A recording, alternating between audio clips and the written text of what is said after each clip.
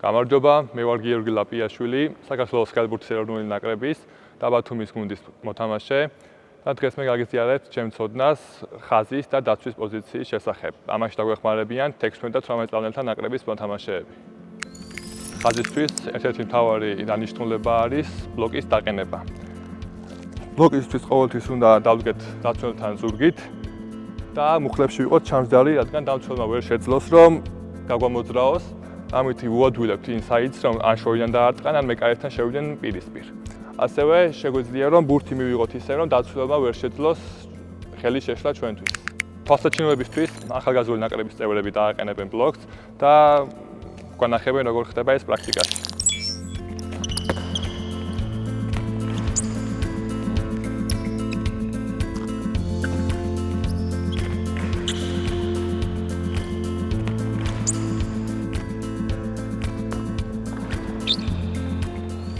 ხაზის ერთ-ერთი მთავარი მოვალეობაა ბლოკის დაყენება, ვინაიდან მას თამაში უწევს მცველებს შორის და აუცილებელია პოზიციის მოგება, რადგან მერე შეძლო ბურთის დაჭერა და გოლის გატანა.